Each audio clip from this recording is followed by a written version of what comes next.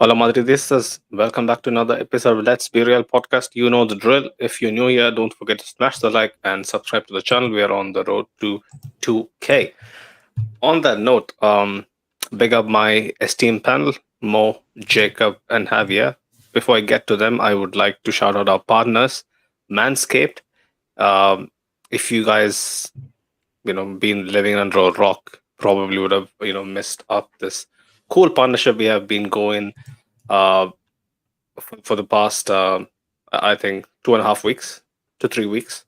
So yeah, the link is in the pinned comment. I hope there is a pinned comment. There is no pinned comment, but Jacob, I hope you get to it quickly. Um, and the link should be in the description below as well. Let me just double check. Yes, it is. The code is LBR20. I repeat, LBR20 to get 20% off and free shipping with a whole catalog of amazing Manscaped products.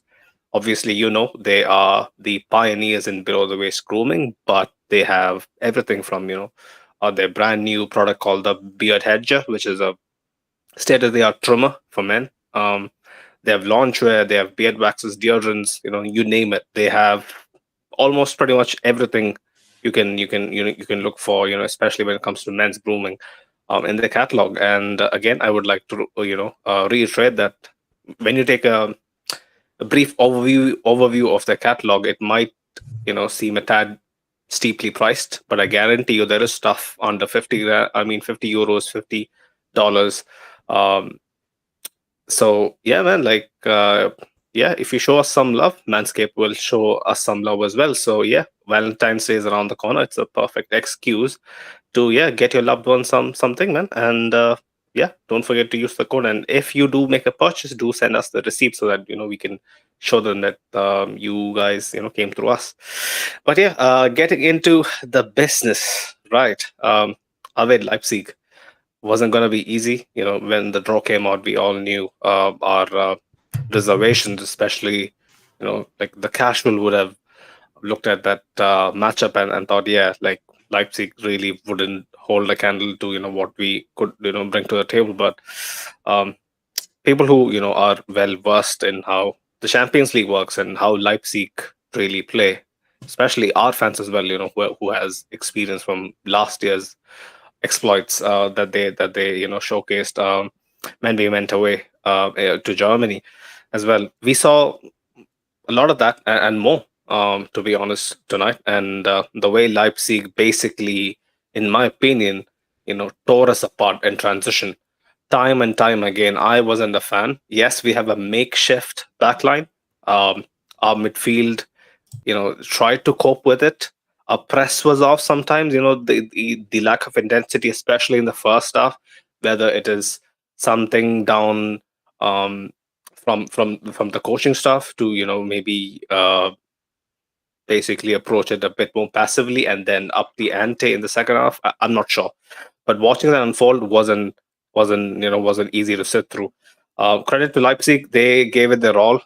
We had some stellar performances that kind of kept us in the game. I'll be honest. Um, you could argue whether they were high percentage chances or not, but in my opinion, Leipzig should have gone away with at least two goals on the scoreboard. But yeah, man, I'll get to you more. First, talk to us. What is your initial feelings and first leg done, 1-0 away, victory? I think this should set us up nicely for the return leg. I definitely agree with you over there. I think 1-0 going back to the Bernabeu with a lead is like the optimal situation. Could Mm. we have had 2-0, 3-0? I think there were a couple of chances in the second half that definitely favored us. But then Yeah, when you think back and wonder, how the first half went, you kind of have to be happy and not get too greedy. So for me overall, I'm pretty satisfied. Yeah, satisfied is probably the word I'll use. mhm. I'm kind of happy about it. 1-0 back to the Bernabeu. Hopefully Rudiger and Bellingham will be back by then. Yeah, So it sets up nicely for the second leg. 100%, 100%. Javier, a bit of a break. I know you've been busy, but I mean, pick up yourself and talk to us, bro. Champions League is always special, right? And yeah, in my opinion, like I know what standards you hold, our team to. Wouldn't you consider basically yourself a bit disappointed with how we went about, especially the first half? Um, no, like Mo said, I think Real Mm, Madrid thought this game as once again two games, 180 minutes. So the first half is just like for Real Madrid is just okay, 1 quarter. mm, We don't have to win this at the first quarter of the this matchup. So that being said, yeah, uh, if you consider just this single game as a single game was boring, disappointing. I don't think so. Boring for sure, but the result is there. Like Carleto is gonna be happy. Everyone is gonna be happy or content or whatever because we didn't concede.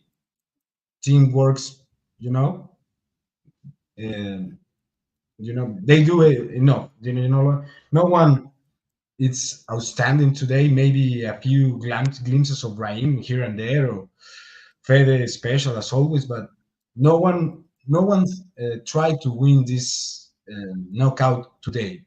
mm.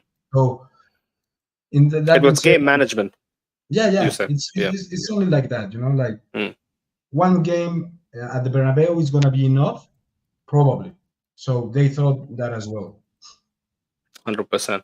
Big up Milan. He was mentioning Javier is also using Manscaped. I see. Yeah, probably. You better Javier. But Jacob, talk to us, man. What has been your takeaways? Brief takeaways initially from the 1-0 away victory in Leipzig.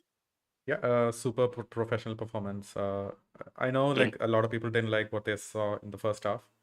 It was very yeah, nervy. For me, it was like yeah. we did what we could with the players that we had, with the system that we had. But Mo was also saying in the chat like maybe we could have optimized a bit by moving Brahim out wide and moving Rodrigo towards the Mm, center, which worked out mm. way better in the second half for us. So yeah, just minor things, and I was pretty sure in the second half we would actually go in for the kill, and that's what's happened. And yeah, super happy with the professional performance, and we didn't have any brain farts towards the end of the game. So yeah, overall, super happy. Well, yeah. Like for me, I would say, considering Leipzig, especially, like I've seen a bit of them, right? Like I'm not gonna say that I watched them week in week out, right? But they play some good brand of football, right? They play proactive, um, pretty intense stuff.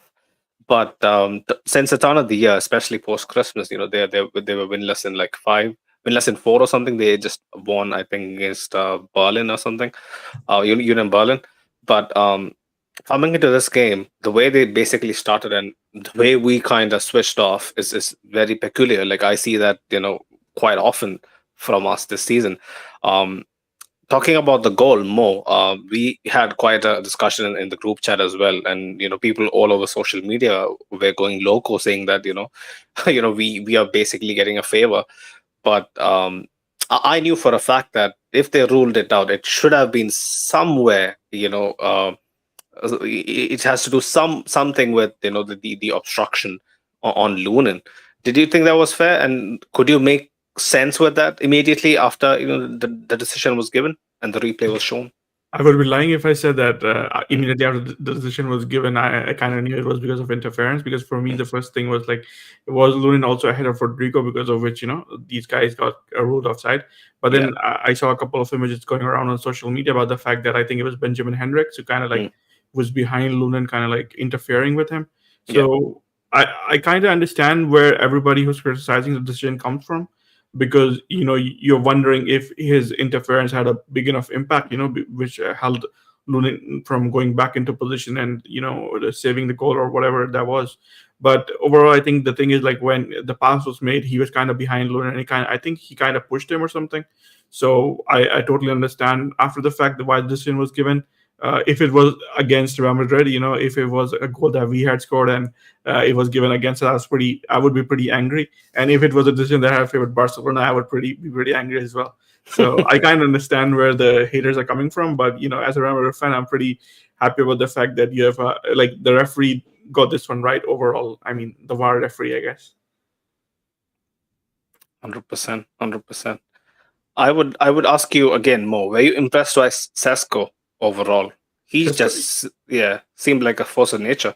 yeah, man, I think we actually kind of talked about him at a length in the Mm. pre-match thing we did yesterday with Jacob and the Leipzig guy Justin. So Justin. I was kind of looking forward to him, Mm. and I would say that I had more hopes of Obenda being a trouble, Yeah. but Shesko kind of like proved himself today, and we knew what kind of a player he is. He was good in the air, so he gave us trouble in the air, and we knew that he was going to participate in the build-up, and we saw him participate in the build-up, and his ability to run was kind of visible. So for me, overall, he was one of the better Leipzig players. Probably, if I look at from a Real Madrid context, because given the fact that we don't actually have a starting caliber as center forward, we have Joselu, but we always think of him as a backup. But Chesko is somebody who could probably grow into the role. So for me, I was kind of like keenly observing him because Real Madrid, he's one player Real Madrid have followed over the years. So for me, as you said, like incredibly impressive game. How much would he fetch in the current climate? I don't know. It's like it's difficult to say that, right? Because I think Leipzig got him from like 20-25 million or something. I'm not exactly sure. So you reckon it would be north of 70 million? Man, if someone I, like I, Man I United don't go think for him, it's so. 100 million. It totally depends on what kind of an agreement he has with Leipzig, because Leipzig have like always sold their players at reasonable sums. They just tend to do have agreements and stuff. So yeah, let's see. And right now, I think the thing is like this is Justin was talking about this yesterday as well. This is like the first run of games that he has had the starter spot, because before the winter break, I don't think he was starting on a regular basis. So it's still, I think it's still kind of early for him to think of a move to a bigger league, especially Real Madrid. So for me, yeah, let's give him some time and see what kind of performances he pulls out. Yeah, a few of the Leipzig players, really kind of surprised me. Especially, we all know how good is Xavi Simons, but yeah, some of the defensive performances, especially from Schlager, from Klosterman, was pretty neat, man. Like whether it be us, whether it was a case of us being a bit blunt in attack, which aided their causes. But yeah, I was pretty surprised by some of those performances. Not gonna lie, they were super composed. Apart from the obvious. For me, I kind of like to highlight Simakan as well, because 100% huge prospect. We knew going to the game, and we were talking about this yesterday. Like Simakan probably plays right back against Vinicius, and I think he did a good job. The Araujo treatment, yeah, basically. Yeah, and he did it. He did it last season as well. The two games that Leipzig played against this season as well. I think I was kind of surprised, because I was wondering if when the lineups came out, I thought that probably they're going to go back with a back three with Simakan, Klosterman, and Orban, but they went with the back four, and Hendricks played in the midfield.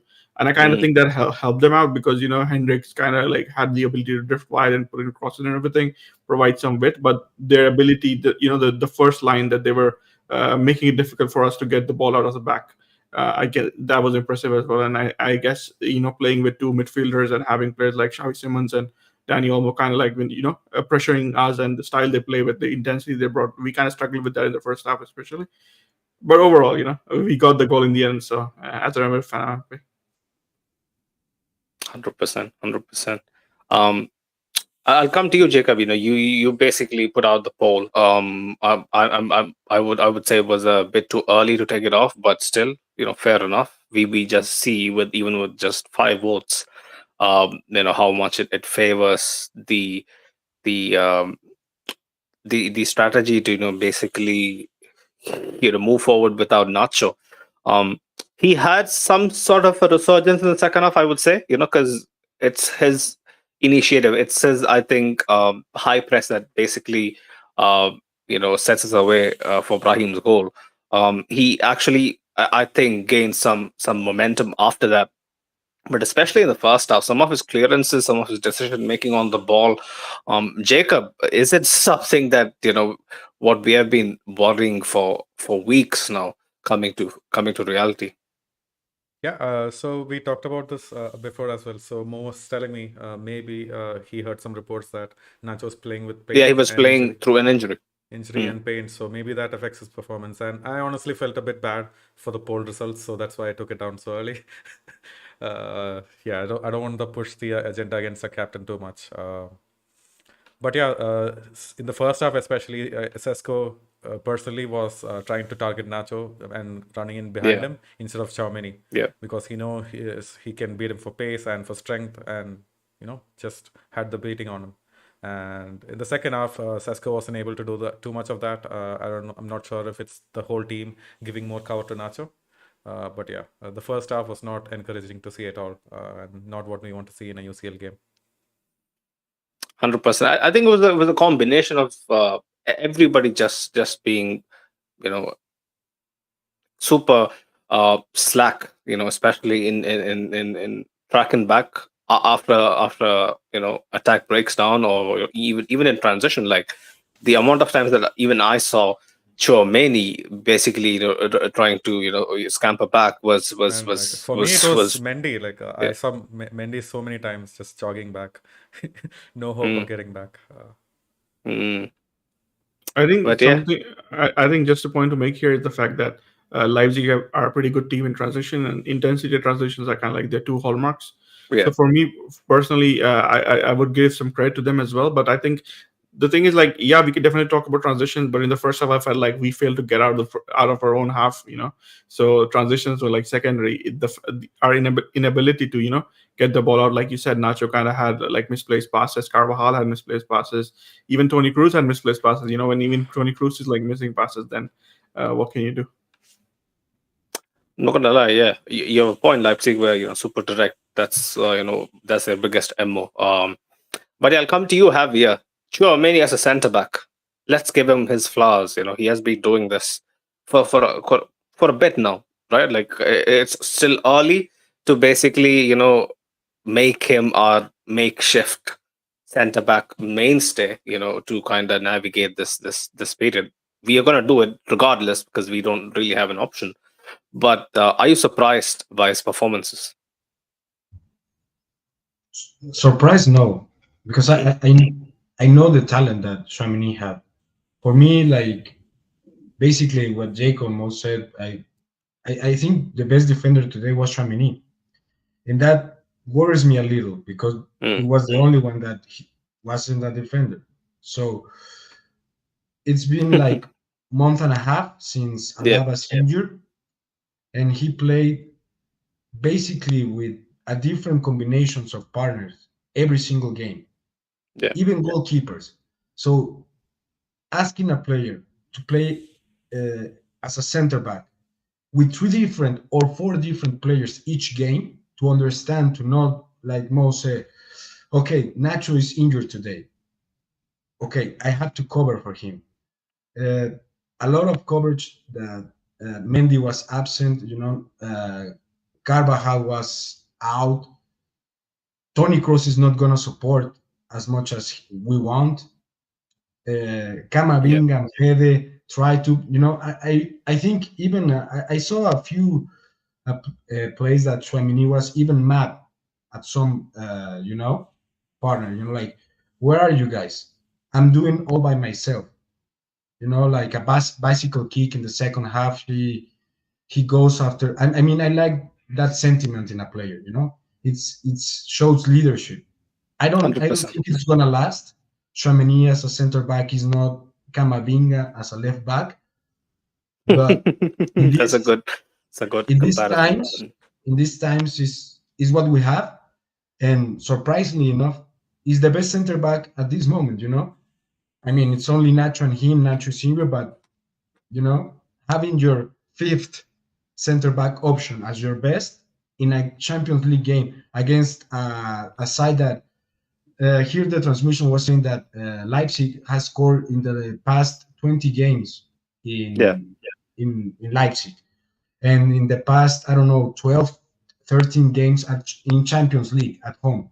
So it's impressive that what I mean for me was, I don't know who won the MVP, probably Brahim, but if not, I will give it to Lunin or Tchouameni. 100%. I would also point out the fact that some of his decision making when it comes to last ditch interceptions, clearances, his his spatial awareness, like we have been discussing these past couple of weeks, where Mo rightly pointed out that there is a stark difference in how he has kind of adapted to this newfound pressure, the newfound spot in the starting 11, and basically, yeah, take initiative. Be the guy who basically dishes out responsibility as well. Like the amount of times that I see, like what have you rightfully pointed out, Tchouameni being extremely vocal, whether it be with his backline, with his uh, defensive pivots. It's really encouraging to see that a young guy is basically stepping up and being a ranker, man, in all sorts of positions. Even his long balls are like, I'm a fan, not gonna lie. He has an eye for pretty lethal diagonal as well. So yeah, Chouameni, I'm not gonna lie, like what Javier said, probably after Lunin, my man of the match. He was exceptional. If anybody else wants to chip in, I'll come to you more. Yeah, Some I just Chouameni want. hype. And like I think you guys have done justice to Chouameni, so I kind of like wanted to talk about Nacho instead. Okay. I don't know if you guys noticed, but in the second half, his performance is kind of like went up. I think Jacob referenced it. I'm not sure if it was Javier or Jacob, but yeah, one of you guys referenced it. I And the did. thing is, yeah, oh, you did. Sorry. So I felt like initially the trust between Nacho and Chouameni wasn't there. Mhm. It's so like Nacho was kind of like trying to stay back and defend on the back foot. And we Yeah. talked about this before, you and I, and we said that Nacho is somebody who does like to defend on the front foot, go out and be aggressive. I think the second half he kind of started being more aggressive and trusting Chouameni more to be the last defender. And before Yeah. that, he wasn't there, and we kind The of saw roles were like reversed in the first half. yeah. So for me, I think that kind of like shifted in favor of Nacho when players like Rodrigo and everybody isn't there. Nacho is kind of like he kind of gets the pressure of being the main defender. Somebody who's trying to clean up everybody's mistakes and everything. But in the second half, I think he started trusting Germany more and started defending on the front foot, things that Nacho is good at. Consequently, as a result of that, I think there was some times where in transitions we kind of got caught out because of the space that develops when Nacho is stepping out. But I think overall Nacho kind of improved doing that, and I think if he keeps doing that, especially in La Liga, I think it's gonna be good for him. But yeah, I mean overall, I kind of do get some people's reservations about Nacho because I think this season, especially recently, he hasn't been that great. But yeah, if he keeps defending on the front foot, I kind of expect his performances to improve. 100%, 100%. But Go on. sorry, I, Go on, I go on. I have a question for all of you. If in March 6th, Nacho, Rudiger, and Tchouameni are available, would you rather play with Tchouameni and Rudiger or Nacho, Rudiger? I If have he's my playing through three an answers. injury, we wouldn't. We shouldn't. Everyone is rested. Everyone is fine. All three. Yeah, I'm going with Rodrigo Nacho. I'm not going with Chouameni as centre back. Same. I feel like with these Difficult for me. inexperienced guys, like you can get away with things like this, but then when you go against a very well-drilled team who know how to pick apart a defense, we might run into issues if we put Tchouameni in there. And to add to what Jacob said, I definitely agree with what he said. I also feel like having Tchouameni play the defensive midfield role, it kind of protects the back line. You kind of get two players with Rudiger and Tchouameni handling out aerially, and then you have Tchouameni, protecting the back line.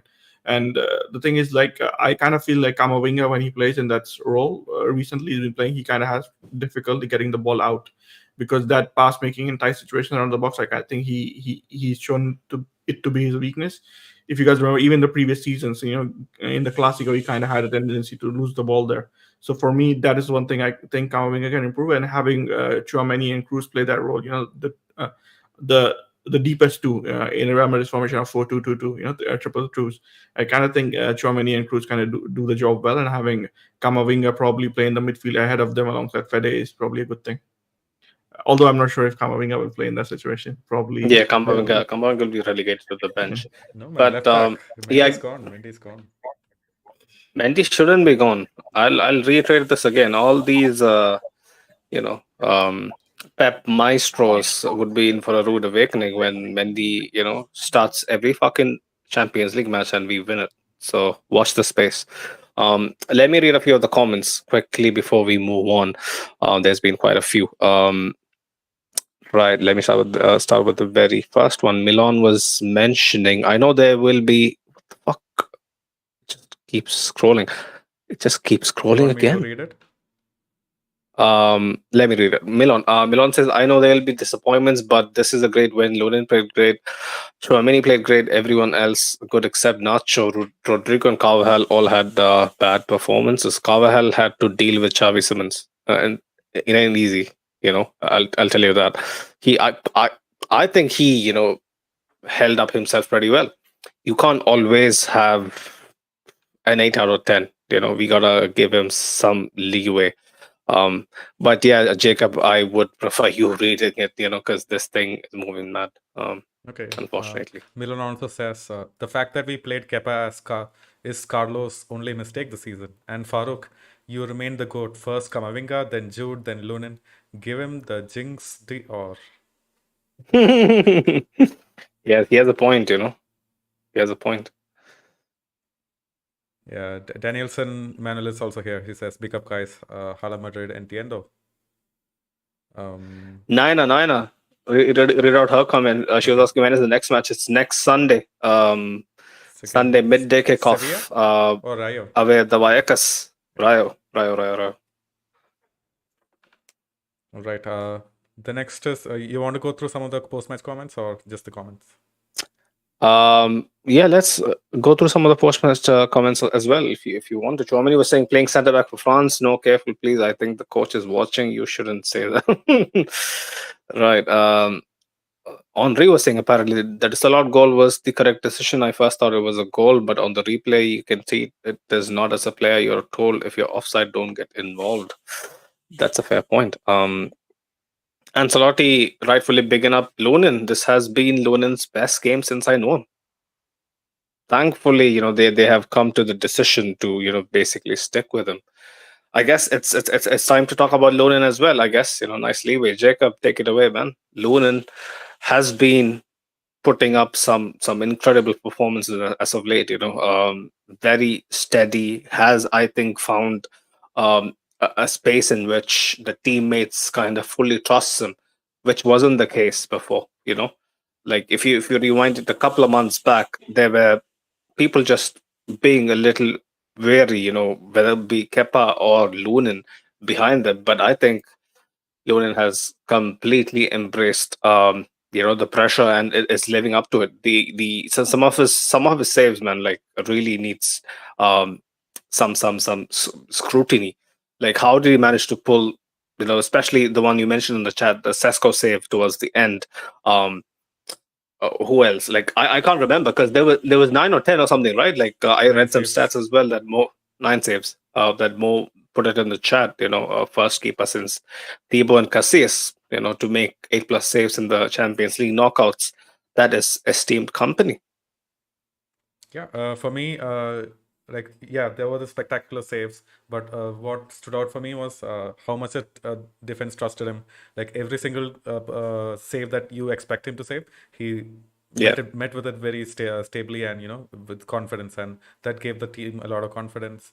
He also met all of the crosses, and do you remember he actually came out to outside of the box to deny Sesko with that chance. That was sweeping. Yeah. Yes. That was such a crucial moment in the match, and he did that so well. So yeah, one thing is his spectacular saves, other thing is just his overall performance and a stable head. 100%. If someone else wants to chip in more, Lunin. I think you have to give credit to Farouk. Farouk used to always say this one thing. He said, "I speak one and stick with them." So I think Ancelotti finally decided to listen to Farouk because he decided to give in to the greatness of Farouk and say finally, yeah, I'm going to listen to him and do what he says. So I think it has kind of helped the team because consistency in the backline is needed. Me and Jacob, we were talking about this yesterday. So Lunin and the thing is Lunin has done himself a service, by the way, by his performances. Apart from the game against Atleti where he kind of made a mistake, I think it was in the cup. He has been pretty solid every game all around. And today I kind of have to agree with what Ancelotti said. This has been his best performance in the Real Madrid shirt. I've always felt that Lunin has been a good shot stopper. I always kind of I had this feeling that whenever he used to make saves, he kind of used to bundle them right back to the path of the opponent. But off late, he has kind of improved that. Today, I felt like a couple of saves, he kind of tended to push them in the opponent's path, but probably it was The because the of the almost shot from outside the box. yeah. But apart from that as well, there were some other instances as well where he kind of like let the ball go in dangerous instances. Probably could have done a better job catching them. But the thing is, like, you can't really complain when a goalkeeper is making 9 saves and keeping the opponent shut out. So for me, I think irrespective of whatever went wrong, what he did right was more important. And I think especially aerially, because dealing with a player like Sesko, and then later on in the second half they brought on Yusuf Paulson. So all of these Paulson. guys are like incredible in the air. So him being dominant in the air, commanding presence, something that we have lacked since Courtois got injured. So him doing that today, and I think there was an interview with El Chiringuito where he was kind of asked, like, describe yourself, and he kind of said, I'm a bit timid. So him being more let's say taking charge of the situation and grabbing balls from the air, that kind of like definitely helped Real Madrid out, and it reduced the pressure. So when a keeper is doing that, the defender has to trust him, and trusting that when you trust the key keeper, you have the freedom to play your game offensively. So for me, Lunin was immense. He was like majestic. I don't know. You just have to think of adjectives that you can, and give it to Lunin today. 100%. 100%. Go on, Javier. I mean, adding to that, I think we finally found a goalkeeper that we can trust through all this season.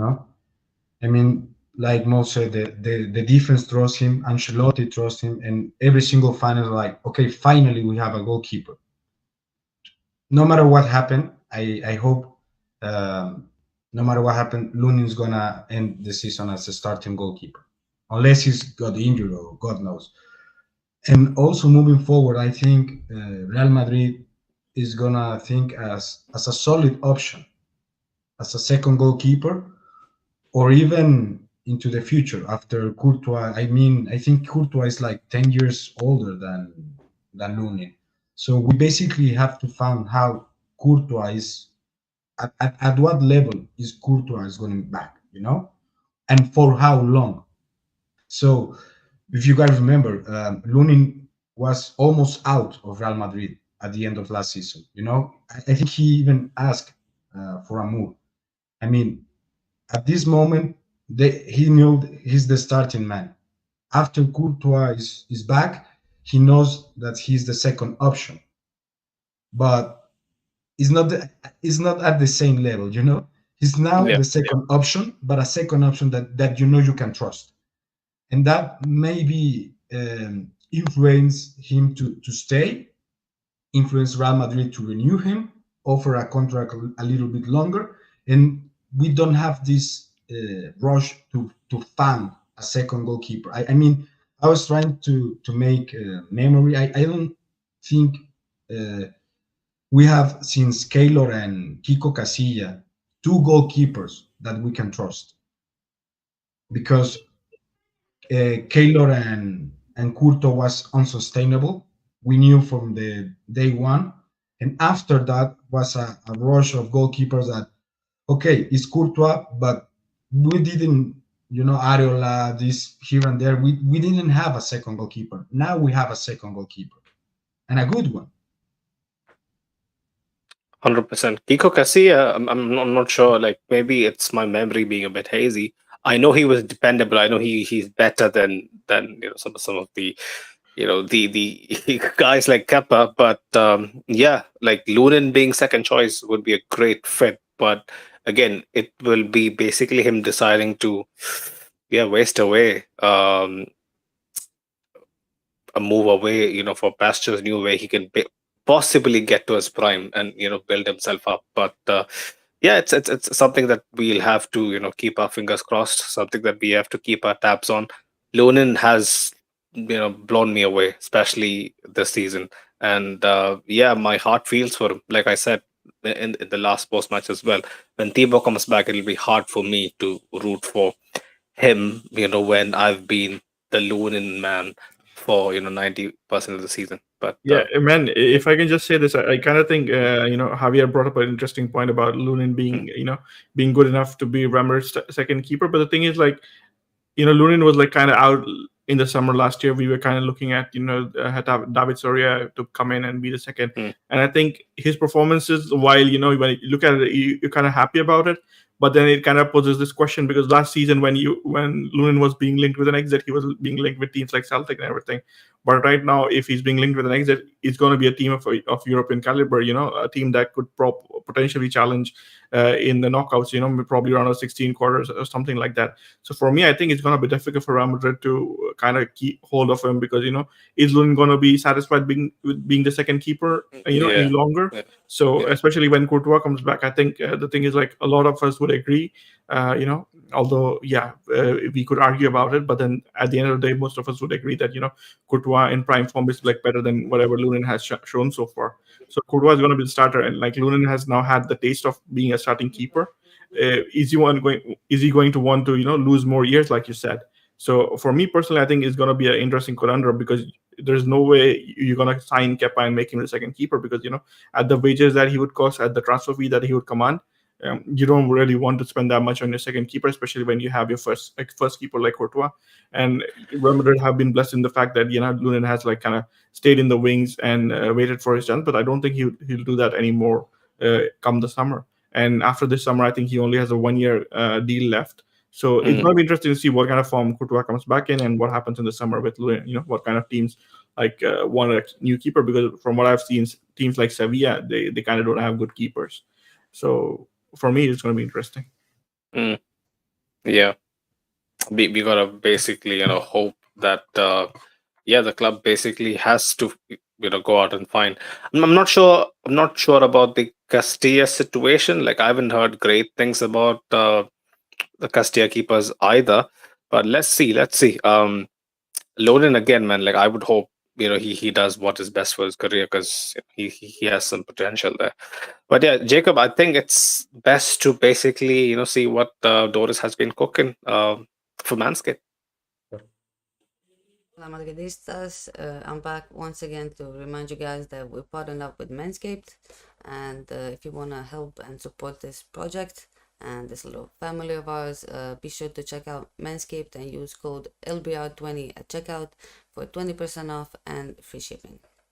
So 2024 is in full swing. We're already a month in, and if you had any New Year's resolutions to look better, feel better, I have a company called Manscaped. They're trusted by more than 10 million men worldwide, and if you want to take a positive step, in a good direction this year, start with yourself. And Manscaped asked us to introduce you guys to the new lawnmower 5.0 Ultra.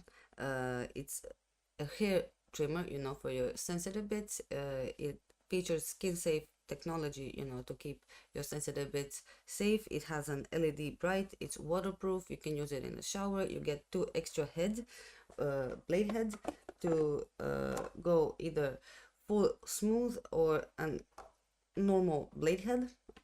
If you want to go all in, you can get the whole package. You get a nose trimmer, you get crop preserver, it's a ball deodorant, you get some aftershave, and in the box you also get some boxers and a bag, to keep all of those things in.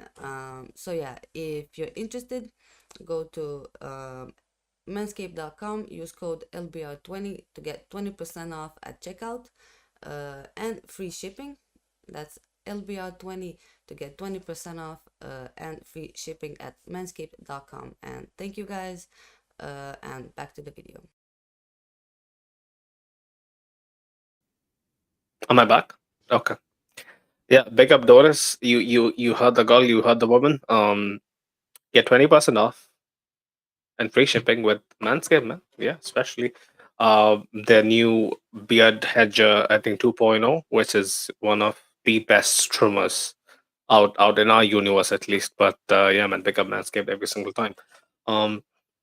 I think we should probably move on to some of the midfield generals who basically, yes, they did carry out their duties pretty well. None of them really stood out. Probably maybe Fede to an extent. Kroos, yes, it's a given.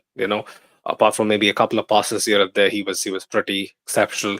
Helping us transition. helping us, move up the pitch under pressure. This guy, he just keeps on delivering week in week out, and it's a shame that his contract situation is being a topic of discussion come every single time that he is in front of a mic. I just hope that is kind of out of the way sooner rather than later. But if anyone wants to say anything that we haven't already said about Cruz, this year more, if you want to No, I add mean, something. for me, I don't really have anything to say about Cruz today because Mm, for me, the guy who stood out in the midfield was Camavinga. But yeah, I'm gonna let you guys talk about Cruz first. mm, Okay, yeah, I'll say something on Cruz. Like today, I know in the first half he did have a few misplaced passes. Didn't really yeah, do too much in terms of controlling the play because he didn't have a lot of space to pass it to. The only thing he could do was pass to Mendy or pass to Kamavinga, like point yeah. blank passes. But in the second half, he was like really crucial in defending and actually keeping the clean sheet. Just what I wanted to highlight. And then some of the tackles that he did actually surprised me. I was like, "Fuck! How the fuck did Cruz actually get there?" And that just Mm. reminds me, What that was that? yeah, go. No, what was that spat that happened involving him and Haidara towards the end? Remember, like I haven't seen Cruz that livid in a while. I don't know. I'm not sure I'm sure what words caused it. were exchanged, but yeah, It was maybe. because of the Brahim thing Okay. when Brahim went down injured and they kept on playing. Oh, okay, But okay, was that? that Yeah, guy okay. Yeah. said something. I'm pretty sure. No. He kind of got angry because they didn't stop play, and Brahim kind of went down, and he was like, I can't continue. So he went down mid play, and they kind of like continued and took advantage of the situation. And Madrid were like, kind of, they relaxed and they were like thinking that Leipzig would stop, but they didn't. So Yeah. Okay. Yeah, that's it for me for Fair. Cruz. Guys can go ahead with Kamavinga, man. Yeah, I'll let Mo take it away. Kamavinga. yeah, I mean, about the thing is like for me, Camavinga was like pretty immense today because a lot of times Real Madrid struggled to get the ball out, and I kind of felt like Fede was like, okay, Fede was good. You cannot really point out to Fede and say, oh, he had a bad game. But the thing is, like, usually Fede does a better job covering for Carvajal. I kind of felt today that that wasn't there, and the ability to dribble the ball and bring it out of the back, that Fede always does, carrying it with pace. I didn't really see that today either. But then Camavinga was doing, Camavinga things today. He kind of had a lot of passes, if I remember correctly. Let me just double check the stats, and I think he had like 68 passes with 93% passing accuracy. And That's not only to crazy. that, he also had like two key passes, and like all dribbles that he attempted were like successful. He even won some aerial duels, and most of his defensive work was pretty good as well, 70% success rate. So I think I kind of felt like Camavinga was everywhere. I've always said that I kind of find like Camavinga is a little bit weaker in making decisions in the final third. So that is the only area that I would fault him today as well, because I think that is one area, if he improves, he's gonna be a much. He had a shot towards the beginning, right? Like if it had a little more conviction, probably it might find Golachi in some deep Yeah, trouble. man. But even without the shooting thing, for me, it's like the decisions that you make, the balls you play into the box. I think that is something that Camavinga needs to improve on.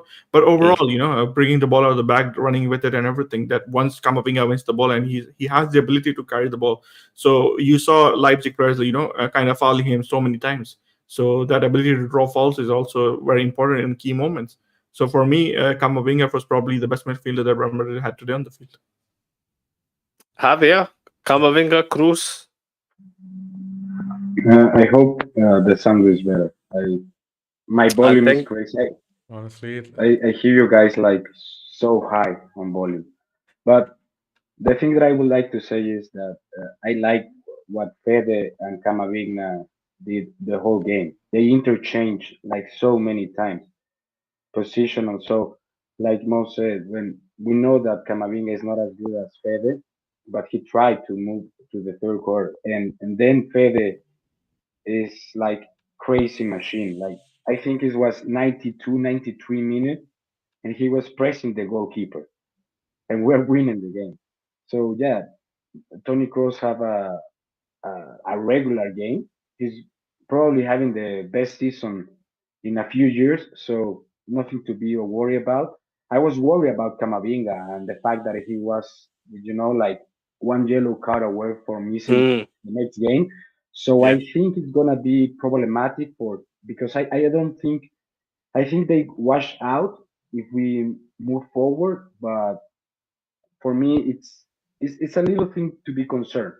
I think the only players that have that condition is Camavinga and Bellingham. I'm not worried about Bellingham because he knows better and he plays a different position. But for me, I will try to reserve Camavinga after that because I think it was a play in the at the end of the first half or the beginning of the second half that for me was a clear yellow card for Camavinga.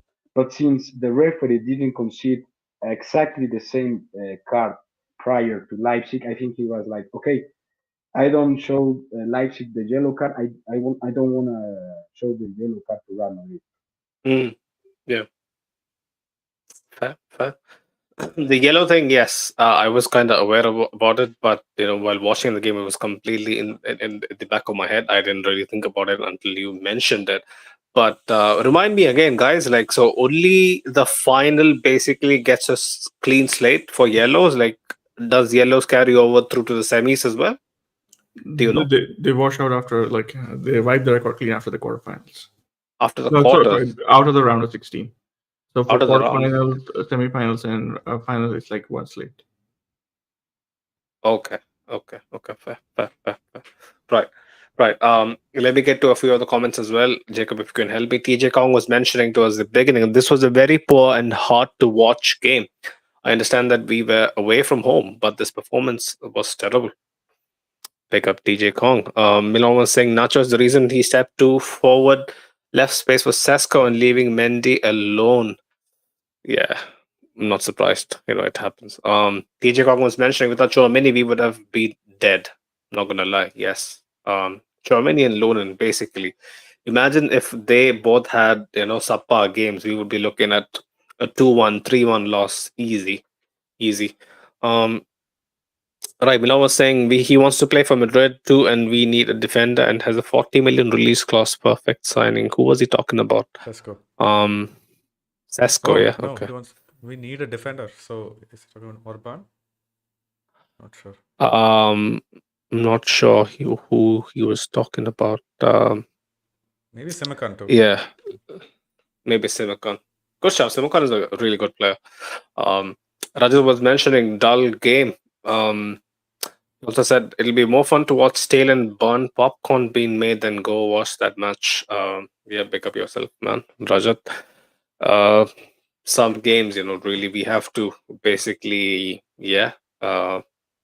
control the situation rather than, it can't be all. Even like all of us watching and tuning in would prefer a game that's a bit more feisty in our favor, but pretty sure in the second half it kind of got a bit more open, end to end. Like the first half we didn't really have an initiative. Big up Daryl, he was mentioning, would it be wise for Lunin to remain the first keeper even when Thibaut returns? I'm all for it. I'm of the similar, thought process as well. Daryl, I'm not gonna lie. And the boys were like, can you really, turn your back on Thibaut? No, I can't ever, especially after what he did, a couple of years ago. But the form that Lunin has been in, we have to really. But I just see this. Okay, this is me. Forget about what he did a couple of years ago. Like till even last season, Courtois was like in most games your best player. So the thing 100%. Is like at Courtois' best, even at Courtois like 80%, he's gonna be better than both Lunin and Kepa. If you put Lunin and Kepa in the goal collect together, still Courtois is gonna be better. So that's the thing, man.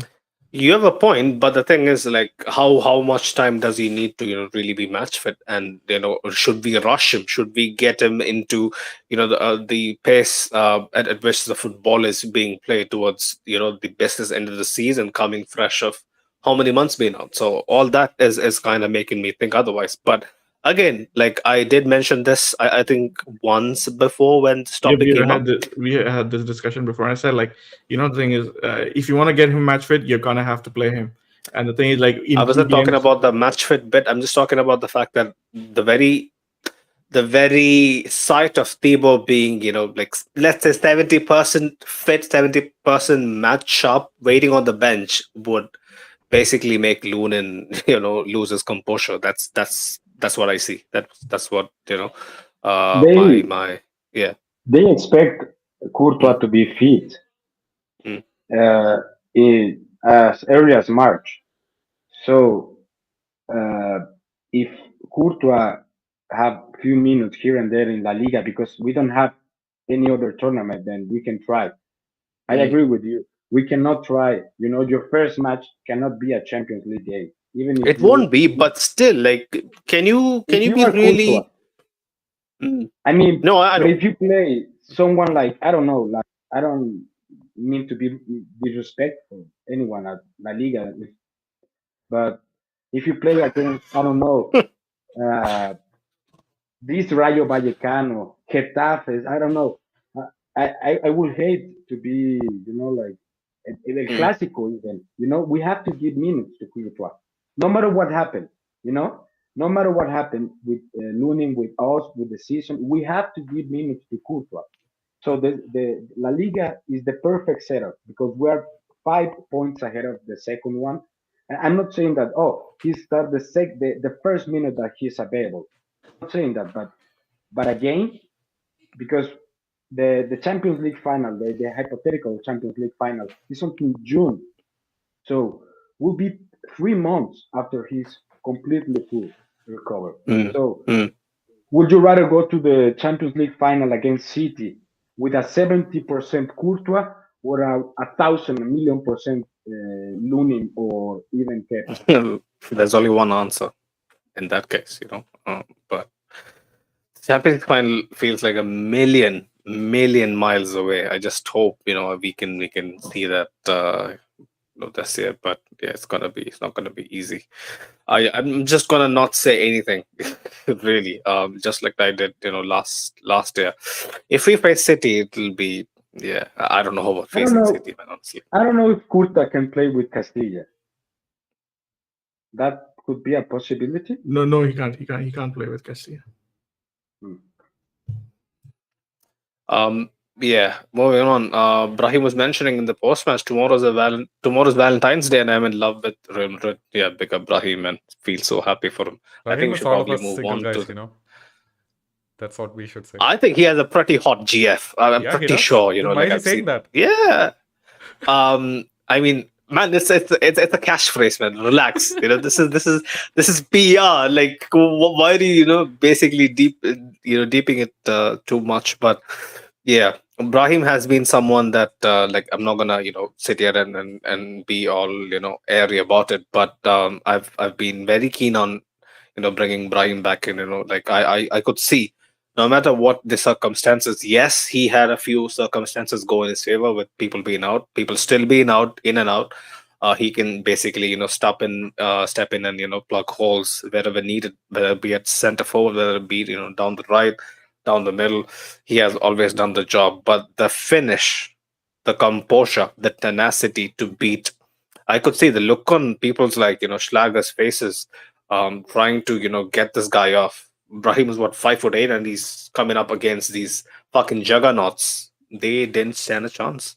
I'm telling you, they didn't stand a chance, man. Like even Xavi Simmons, the moment he like, if you go watch and back some of the replays, the moment Brahim puts his foot through the finish, you can see the look on Xavi Simmons' face. He knew what the trajectory is too fine, too fine for even a caliber of Peter Gulachi's gloves to handle. Yeah, super happy for him. I'll come to you, Jacob, first. Yeah, bro. Brahim Diaz. Yeah, I'll just talk about the goal, man. Like, I just couldn't believe my eyes. Like, I had to do a double take. Wait, that actually went in? Yeah. Like, I was just plugging in my phone on charge. Okay, that this happens. I was like, oh my goodness. Like honestly, like I was just telling myself, yeah, just look to the screen. Something might happen, and then he pulls that off. Yeah, it's insane. Yeah. Yeah, the goal was insane. All the commentators were saying it's a Messi-esque goal, but yeah. Not a fan of that, but yeah. Yeah. Who was that commentator who used to say magisterial for Isco? Forgot his name. Ray Hudson. Ray Hudson. Oh, Ray Hudson. Fucking best. I thought the same thing. I thought that there was a Messi-esque goal myself. I didn't think of that. So yeah, it's like my brother and I kind of had a joke. My brother used to play with FIFA player career, and he used to make right wing and score goals like that. So I had a quote for that always, just like Messi, only better. So yeah, this goal was like just like Messi, but just only better. Mm, yeah, finish is sublime. But yeah, Mo and Javier, I'll come to you, Mo. Brahim Diaz, probably man of the match. Yeah, man. Okay, I wouldn't go the. For me personally, I kind of disagree with the fact that Brahim was man of the match. For me, man of the match was Lunin. Yeah, Brahim was pretty good at that goal. Brahim was good after that goal. But in the first half, we were talking about, like, I kind of mentioned in the group chat, like, Jacob were friends. For me, I Yeah. kind of felt like when he was playing centrally, he struggled a lot, especially when it came to holding the ball and everything. And, Yeah. getting it out and combining with Vinicius on the left wing. I kind of think that he didn't really do that well on that end. But once Rodrigo came inside and started playing centrally, our attacking output kind of improved, and Brahim also improved, because I think even in the pre-match yesterday, we were talking about this. Like, Brahim, from what we've seen at Madrid, he kind of like thrives playing in the left half space. When he's playing in those areas and going wide and coming inside, beating players off the dribble, Brahim is like simply brilliant. And today, with that goal especially, he kind of showed us like what he brings to this team. We've seen him, try doing this before in La Liga. It didn't really come off, but today it came off, and all of us were kind of like wowed, and left our jaws on the floor. So for me, Brahim, although I wouldn't go so far to say as man of the match, but he was incredible, and he, most importantly, he gets us the goal that takes us back to the Bernabeu with a goal ahead of Leipzig, and like Javier said at the start, this is only the halftime, so a lot of the game still has to be played. Not gonna lie, the fake turn to basically send Raum to the third realm was insane as well. Like, he just has this pivot mechanism that he does. I've seen way too many times to just Yeah, disregard it as his go on, ability to go on. drop his shoulder and kind of like evade, Yeah, the defender is like yeah, incredible. And the fact that, like, it wasn't just one guy, he kind of like 5 or 6 people. He kind of, he evaded them, and to put that finish right into that corner that he did is like incredible. You don't really see like most people being able to do that. That the finish in the on the way, the finish that he brought to the goal, I think it's incredibly rare to see. But then I also want to point out that it was Nacho who kind of took the initiative, won the ball for us to yeah. score that goal. I So said that Nacho natural also deserves, aggression, yeah, Nacho aggression, also, basically, hundred yeah, percent. Nacho also deserves credit for that. Yeah, basically a pre-assist. if you were a cool, you'd be very keen on pinning that on Nacho. But Javier, Brahim Diaz, you have been here on post matches where we have Just been fortunate. before Javier goes, like, I just want to say something that I kind of found funny, because like as soon as Brahim scored that goal, I think Barcelona subreddit, everybody was saying, "Is this guy juiced up or something?" So it was kind of funny. Even they were like, even themselves, in their state that they can't really give credit to Madrid players, they had Yeah, to take their hats off and say, "Yeah, man, that was a finish." everybody was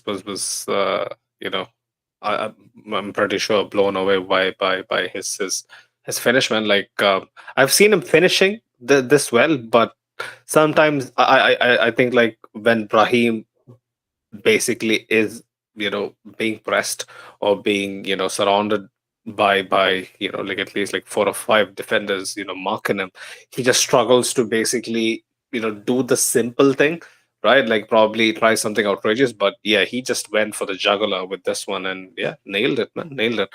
But yeah, Javier, Brahim Diaz, I was going to say that you have been here, fortunately for all of us, on post matches where Brahim has had a stellar showing. How happy are you for Brahim Diaz? Very happy. First of all, I have to double check his height because I think I was a little bit taller, but I'm not. So bad for me. Good for Brahim. You're shorter than Brahim Diaz. Get out. Yeah, man. No chance. Yeah, No man. chance. Uh, No in chance. terms of the imperial units, I might be like 5'7" or so. If he's How tall is Brahim Diaz, by the way? 170 centimeters. I'm taller than him by 3 centimeters only, but yeah, I'll Ah, take it.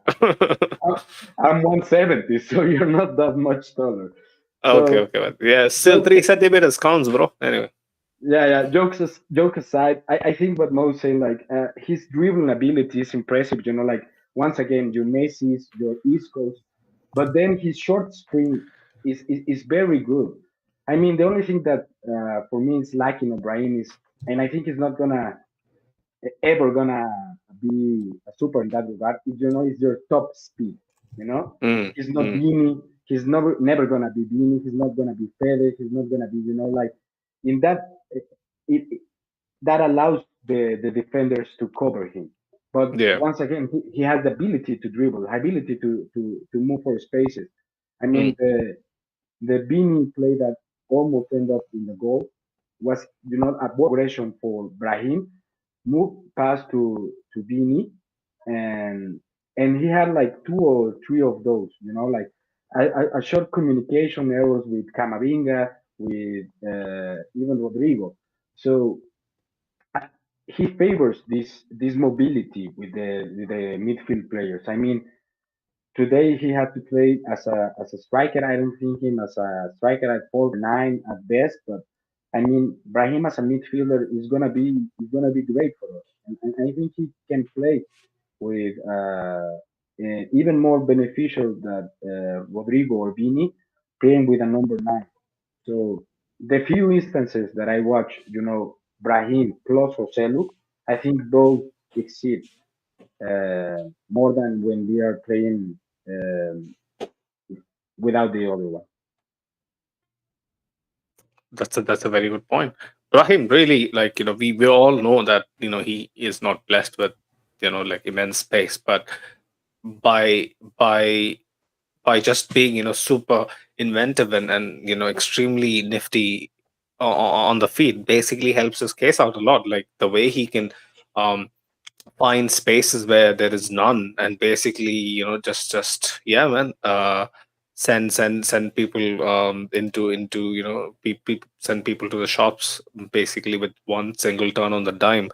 I think that really basically negates his pace factor. But like people like Oblak would disagree. The way he basically took him apart. In Saudi, the Super Copa Espana as well. But Brahim, like I was always of the notion that come March, April, potentially May as well, in big games he is going to help us out, whether it be being on the starting 11 or from the bench. And thankfully, not I'm not thanking the fact that we had a few injuries that basically forced Carlos' hand to trust guys like Brahim more, but I'm just incredibly grateful that Brahim is finally getting his flowers, and finally getting to showcase what sort of a an immense talent he was initially poised to be. But yeah, there's I'm pretty sure there's plenty more to come. Sorry, um Janet. yeah. I know that I wasn't here for the like to say the first game that Brahim exceeded, but if you remember, I would say the same comment as Lunin.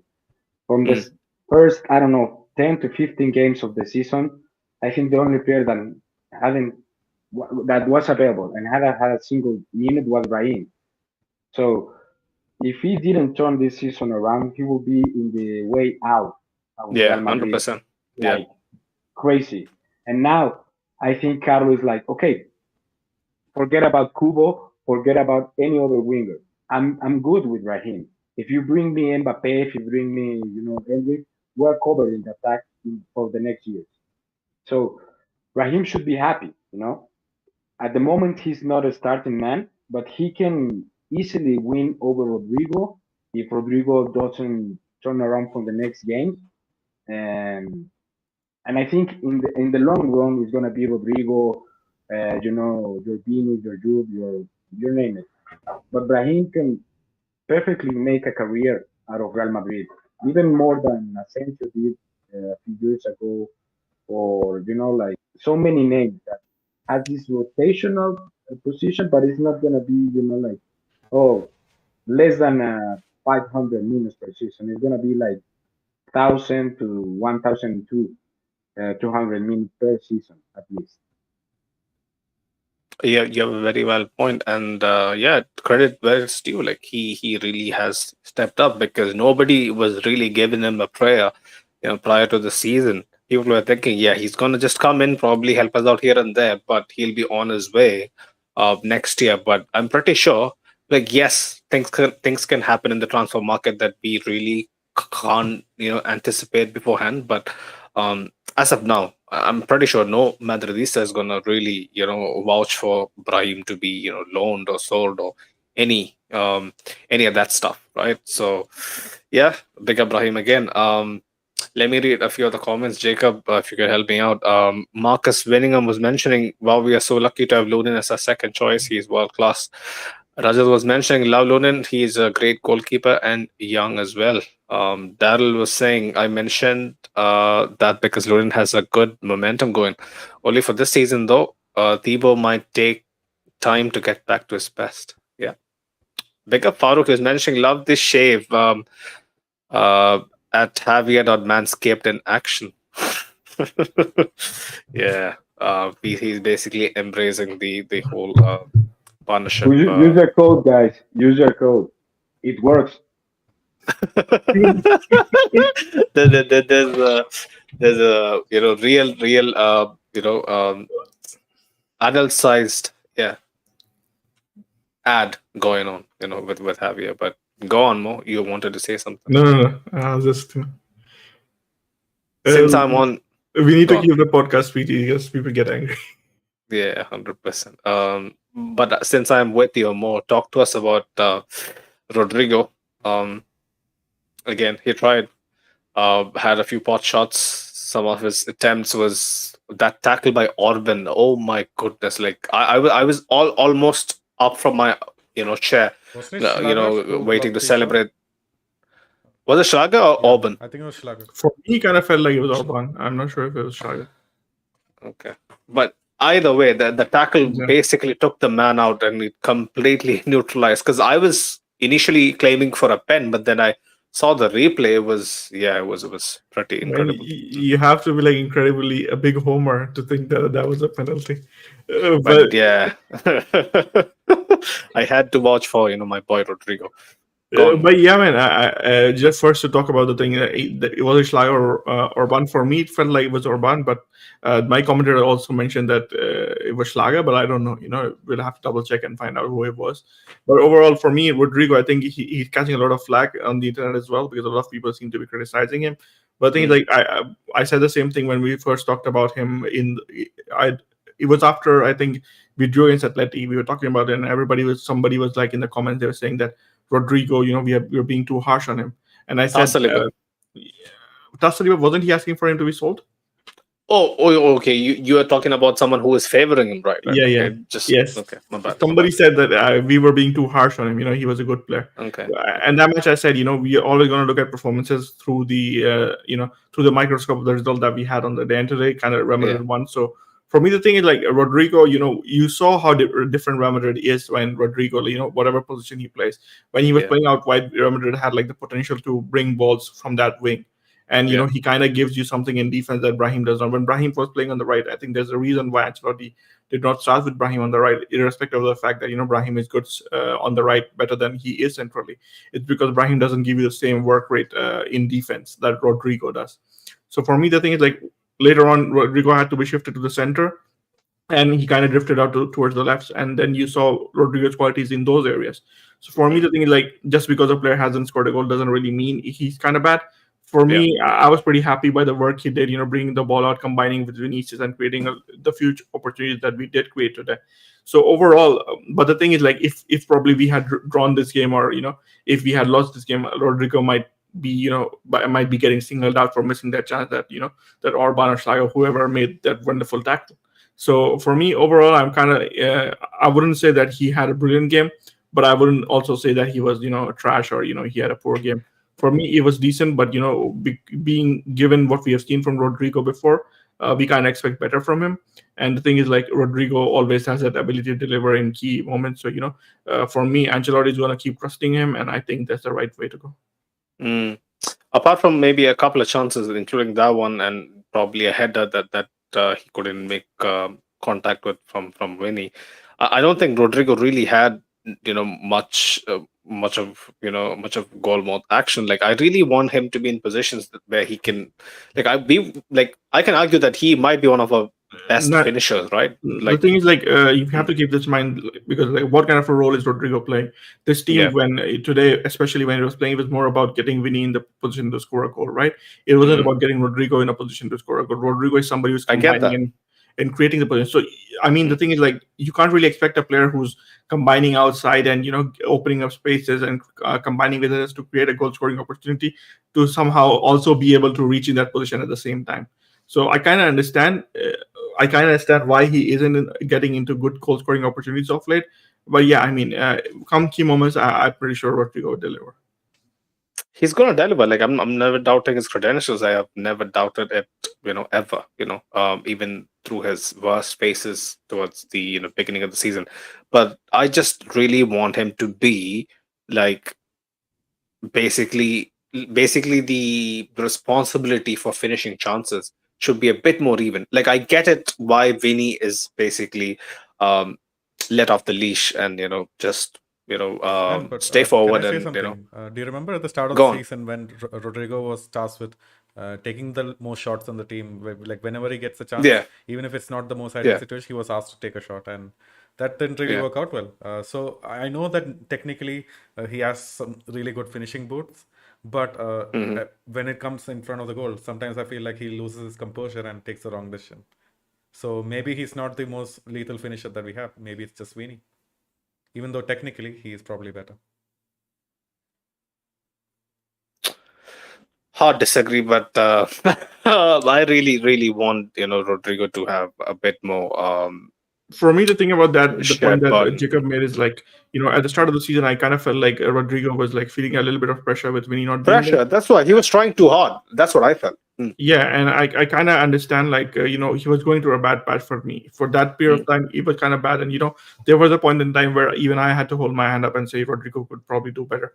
But like right now, the form like the games he's playing, I wouldn't say that Rodrigo is being bad or something. It's just because the way the game plan is, and you kind of have a point where you say you want Rodrigo to be more into positions where he can convert chances. But the thing is, like, that decision lies with Ancelotti, not with Rodrigo. So Yeah. he probably has to change the plan. So Rodrigo can't really do that, and Francesco, you kind of coming have to for you. be happy that Rodrigo is sticking with what Ancelotti is asking him to do. Right, right. Yeah, I, I, I I would say, go on. like, in that regard, I think, like, Rodrigo it's a little bit like Benzema, in terms that he had more talent than in Cristiano to finish, but Bean is like Cristiano. If he had 10 chances, he's gonna try 10, and no matter if he misses 10, the next game he's gonna try 11. But Mm, Rodrigo and Benzema need that confidence that a goal provides. So Rodrigo is not going to try 10 out of 10, even mm. if we knew that he had the potential to score 10 out of 10. Okay, So okay. I get what you say. Interesting I comparison. get what you say. And I get what Director is trying to say. Like, we all know that Rodrigo had a clinical vision, finishing, and potential, but it's a little bit mindset, you know?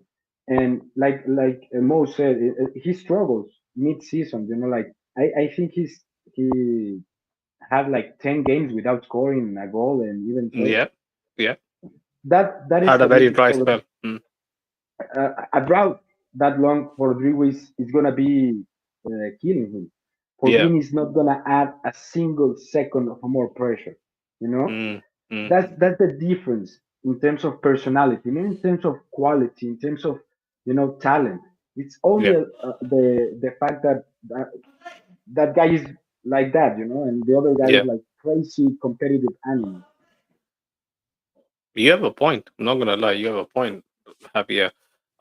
Interesting, comparison between Rodrigo and Benzema and Vinny and Cristiano. Like, I'm not sure if Mo and Jacob wants to chip in on that, but it is a very fun way to look at it. But yeah, Rodrigo, I really really expect him to put away or get into more goal scoring positions. But um, I guess Mo has a point as well, where Carlo basically relies on his athleticism, on his work rate to basically get us to that place. More. But yeah, let's talk about Vinicius. Was on and off. Like, I wasn't too keen on his first half antics, like I was with majority majority of our side. But in the second half, especially, he stepped up. That shot that rifled the post as well. Pretty neat composure from him. Jacob, Vinicius Jr. Um, Yeah. So on the first half from Vinicius, man, like I think we had maybe 3 half chances that we maybe could yeah. have scored. All 3 of them were created by Vinny. So in the first half, for me, best attacker. Second half, obviously, he was the best attacker here, along with Brahim Diaz. I mean, he could have actually scored as well. So Yeah. for me, like the antics, it's not too much of an issue when he's actually performing. And tonight he did perform. Even when the whole team wasn't doing well, he was trying to create something on his own, and some parts of it actually worked out. So super happy for him. Took 4-5 man on. Yeah. Time and time again, never shied away from from that. Yeah, that's Vinny, man. When Vinny's in the zone, that's what you get. That's what we want to see.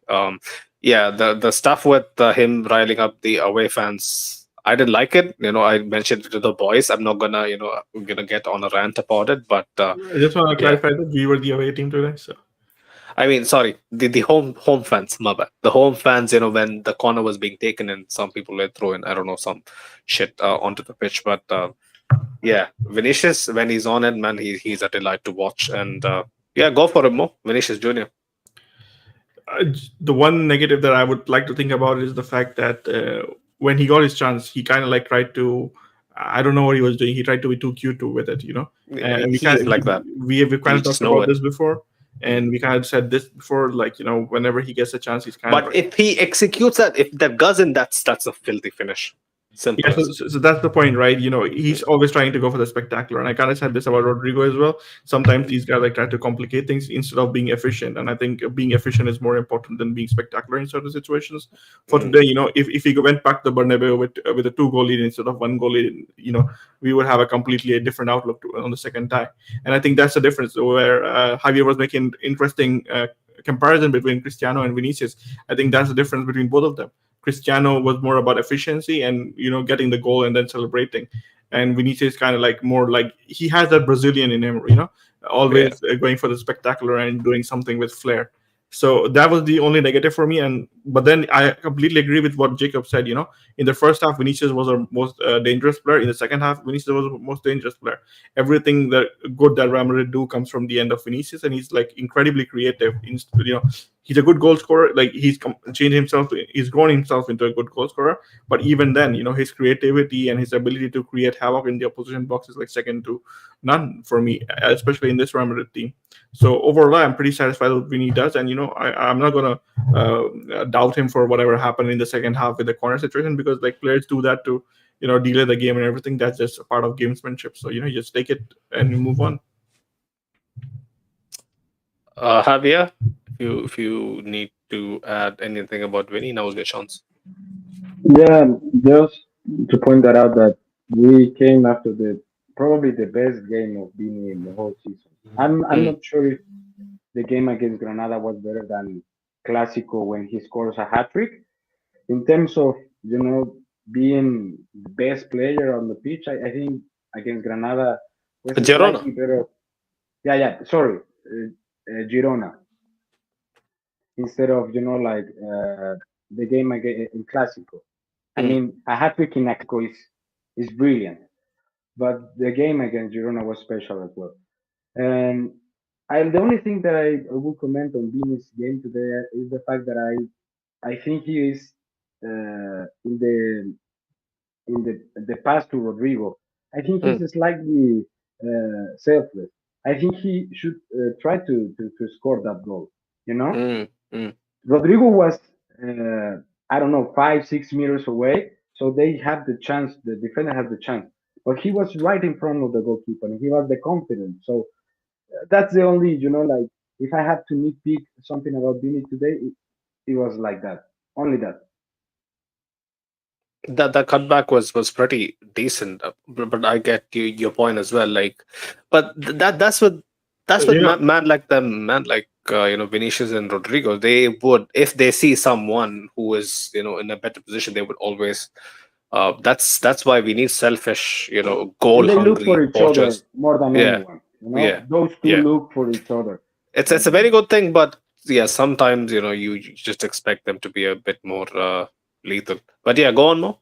Yeah, no, I kind of had like the complete opposite of what Javier was thinking about that pass. I kind of felt like he delayed that pass a little. If he had made that pass a little bit quicker, probably Rodrigo would have been in a better position to score. But it is what it is. It's just like everybody has a different opinion on the same play, so that's kind of the beauty of what we do. There you go. Substitutes. Hosselu had a shot. That it was a bit of a difficult chance, but yeah, he tried to be a nuisance. Who else? Who else should be? Lucas Vasquez. Had to plug the gap when Brahim went off. Only two subs, right? And they came at the 85th minute. Why was it so late? I didn't get it. Was it just to keep the momentum going from Carlo? What do you guys think? Yeah, Does probably, anybody have an opinion? I don't know, man. Like, it was very strange to me. I also asking the group, like, why the fuck did Carlos just forget that he had substitutes? But yeah, I think it was around the 80th minute that Leipzig made like 3 substitute changes, and then we absolutely needed some fresh legs. I felt personally. So Right. luckily, like that, Brahim knock came out, and then Ancelotti just made those substitutes. And I feel Luckily, Brahim knock. Okay, Yeah. but yeah. I was I know gonna, you mi- I was didn't gonna mean that, say, but- I was gonna say Jacob had like an entirely different concept of luck from compared to us. Jacob basically shot the bed with that, but we we move on. He didn't mean that. He didn't mean that, but Are you sure I didn't mean that? yeah. Yeah. Okay. I'm not sure. What agenda do you have, man? I mean, knowing Jacob, I wouldn't be so sure. Did a Moroccan chick do something bad to you? But yeah, Brahim's injury situation basically paved way for him to wake up, right? Like he should have been a bit more proactive. It could have backfired, especially people were basically huffing and puffing towards the end because we had to work for that 1-0. But yeah, man, who else are we missing? Carlo on the night. I think he kind of basically got his setup right in the second half. The team came up with a lot more energy, a lot more bite to them. From the get go, they were looking to be looking to punish Leipzig. That goal basically sealed their fate. In my opinion, even though they scored chances, they just knew they couldn't hang around and hope for the best. After that, they had to come out. They had to go for the jugular, and yeah, that's what kind of left this game in the balance. But in the return leg, if Jude is going to be back, right? Like that's the thing. So if Jordan's back, like yeah, it should be a pretty, even without Jude, we should be beating them. But Jude being back really gives me a lot of confidence. But I mean, I'll be honest, man. See, this is where Carlo is basically hung out to dry. We can't fault him for his tactics, the way he has managed and kind of salvaged our season. But you could see all throughout the first half, right? Especially the first half, because it was so glaring to me. I'm like looking at the players, right? Like they are just playing like they have a focal point somewhere. Everybody is just hoping deep inside when they get pressed or get into a tight spot. Oh, I wish there was someone to cross to. Oh, I wish someone could pull this man away from me. That's gonna be a conundrum. That's gonna be a big issue we face against elite teams. We are gonna face against elite sides. Come even the quarters. Even like imagine we get even someone like PSG. How the fuck are we gonna navigate and score goals with the current setup? I don't see it happening. So the Champions League is a far away dream for me. If that wouldn't be the case, if at least a Benzema, half-fit Benzema was on our side, a declining Benzema who isn't even in the powers of last season, I would still have a bit more chest about it, like any of you would, right? Like, but with this current setup, like I don't see us really doing anything, man. Like I was livid in the group chat as well, but yeah, like if the boys want to, say anything regarding, I just had to, get that out of my chest. Apologies, but more, um, do you share the same feelings? I'm pretty sure you do. It's solely. I So mean, we definitely did talk about the formation and how we would face, yeah. how we would fare when we go back into the business and the Champions League before. But Mm, for me, the thing like having seen performance against Girona and even Atleti before that, without playing without centre backs, I'm kind of like a little bit more confident going to the business end of the season. For me, you kind of do have a valid point about like the first half and mm, how poor we were, but you also kind of have to keep in mind the fact that when the draw was made, I said Leipzig is the worst possible draw for us. So for me, yeah, Leipzig you and did. Atleti are two teams that I kind of dislike when this Real Madrid is going to go against them because they have the Mm, perfect tools to beat us. But when mm, it comes, Leipzig with their intensity and their transition game, and Atleti with their ability to stretch out defenses and put balls into the box, I think those are the things that doesn't really work for Real Madrid. For me, the only team that I kind of see this Real Madrid having a problem with, apart from Leipzig and Atleti, is City because obvious reasons City are a well-drilled squad and they have brilliant players as well. But apart from that, I kind of find zero chances like most of the teams because this team has dynamism that this formation has shown us already. This team has the ability to cope with adversity because over the past few games we have been playing without center backs and everything, but we still have managed to figure out a way. And it kind of has variety because you have the pace of Vinicius and Rodrigo, you have the trickery of Brahim, you have the ability to make deep runs from Jude Bellingham and everything. So for me, it's a decent squad. Like I do get where your worries do come from, and I have shared some of them, especially at the start of the season. But overall, I'm like I am kind of more positive than I was at the start of the season about this team. So I am hoping we do well. But you always have to add the caveat that like there are a couple of teams that I don't like going against this Madrid, and I've already mentioned them: City, Atleti, and Leipzig currently. Yeah, just to add on well, top of what Mo said, for me, like in addition to all of the tactics and whatnot that Ancelotti has managed to achieve, it's also up to the players also, right? We as Real Madrid fans, we're used to seeing just individual performances getting us out of these hard UCL nights. And I feel like the whole team, they're all contributing. They're all at the top of their game. Joselu, Brahim, Rodrigo, Vini, all of these guys are scoring regularly. And I feel like that is going to really help us more than even the tactics, just when you're facing those top teams. spark of Yeah. individual brilliance, like age old Madrid, right? Like that's how we roll. Go on, Javier. Go on. I will have to disagree with all of you guys. I mean, I'm not trying to be the optimistic. Well, I am, but I'm not trying to, for the sake of a conversation. I really mean to that this part of the season, with all the players that are out, with all that we say, we're 7 out of 7 in Champions League. We're perfect in Champions League. You know, and plus we came from the best uh, team game in the season. Once again against the Girona, I think is the best match for the squad. So I think in this part of the season, the next games, I expect and I anticipate you guys game against Rayo is going to be as this boring because the players are in this like risk and individual and like they manage everything. They're not gonna do their 100% if they don't need to. They know that they have the potential. So today Vini is like, okay, at 60% I'm gonna be better than Leipzig. It's gonna be boring for sure, but I Mm, have to understand my body to risk to know how to. It's not risk the word that I'm trying to say. I don't know, but to manage yeah. this part of the season. Back to back games once again. We didn't play for I think 3 or 4 weeks midweek. So once again, you have to. That's why Brahim get injured today because we played on Saturday, we played today, and we're gonna play again on Sunday, and we're gonna play again. Like these crazy games is gonna be like back to back to back, and they have to understand that they have to do the minimum to win the Yeah. game. It's Mm, a risk game. It's a very risk game. Don't get me mm, wrong.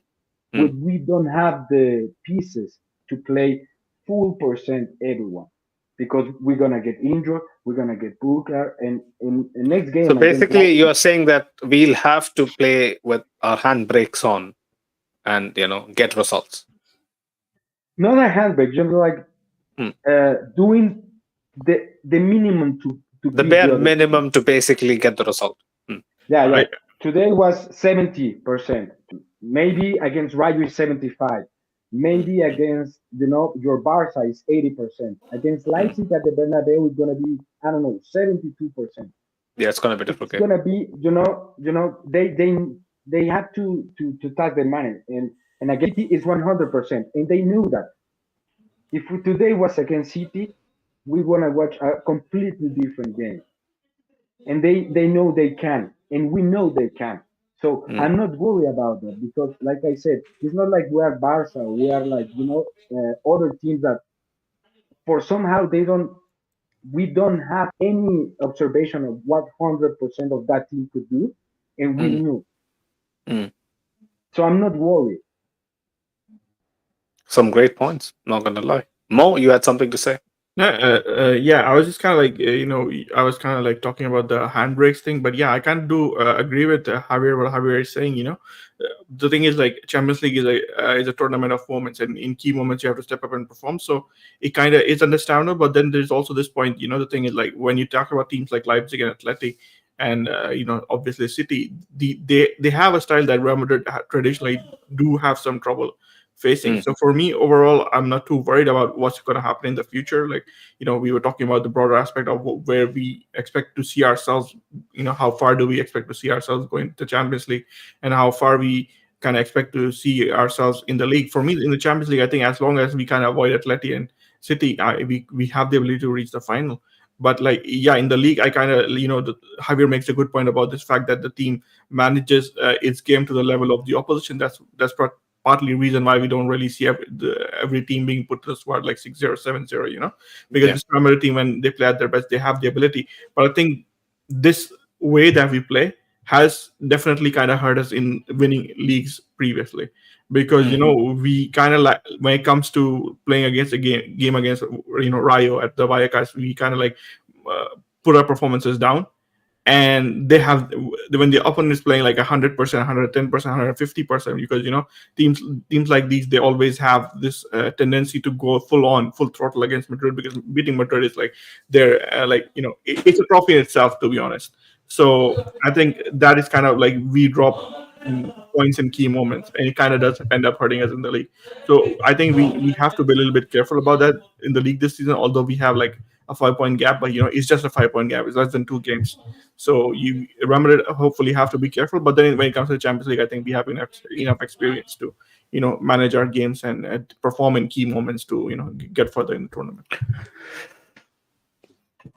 I completely agree.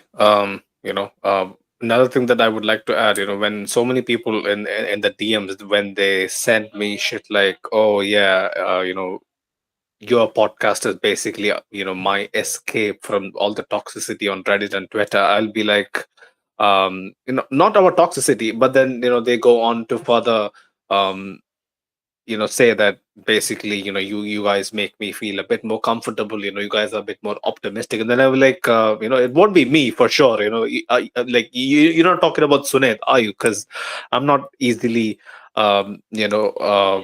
someone that's optimistic from the get-go. But yeah, like guys like Mo, guys like Javier, who really see the bright side, like pick up yourselves, like like I really hope to be in that zone as well. Probably if Farooq was here to balance out my central character, it would be a bit different. But since he's not here, I get I tend to get pulled into thinking what I did think during the first half. But yeah, the story continues. There is a lot more of the script to be written, and I hope we can do the job. But yeah, just going by my very small experience, it's just a matter of 10, 15, 16 years of watching football day in, day out, and following our club. Coming up against the big sides would be will be a nightmare for me to sit through, at least for my heart. But I'm always like that, regardless of the situation. Like even if we had the BVC, I would be still worrying before the game. But yeah, big up Alejandro, man. He was mentioning, he was saying Hala Madrid, grande Javier, grande Jacob, grande Mo, Grande Sned. Big up yourself, Alejandro. Jacob posted in the chat. Real Madrid have conceded 0 goals. I repeat, 0 goals with Aurelien Tchouameni at centre back. A 4-0 win against Osasuna. A 1-0 win against Alaves. A 1-0 against Mallorca. 4-0 win against Girona. 1-0 win against Leipzig. That doesn't look too shabby, does it? Right? Hopefully that bodes well for what's to come. At least until Militao and Koa back. Rodrigo as well. But yeah, big up every single one of you in the chat. You guys know the drill. If you're new here, don't forget to smash the like and subscribe to the channel. We are on the road to 2K. And boys, humble request again. If you haven't checked out our partners, Manscaped, go check them out. They have a brilliant catalog of stuff for both women and men, mainly men, because they are pioneers in below the waist grooming, but they also have a lot of a lot of other stuff like the Beer Hedger 2.0, which is state of the art new trauma they have on their line. They have lingerie, deodorants, beard waxes, all of that. So go check them out. Valentine's Day is tomorrow. Perfect excuse to show some love to your loved ones, man. And use the code LBR20. I repeat, LBR20 to get 20% off and free shipping on manscaped.com. Big up Manscaped again. And go check out our partners on Instagram, OGs, Real Madrid Committee. They run a brilliant Instagram fan page. The link is in the description below. Big up Justin as well, our guest from the preview. Hopefully he's going to join us for the return fixture as well. Brilliant man. He had to basically wake up at 4 a.m. In Australia to do this. So yeah, big him up every single time.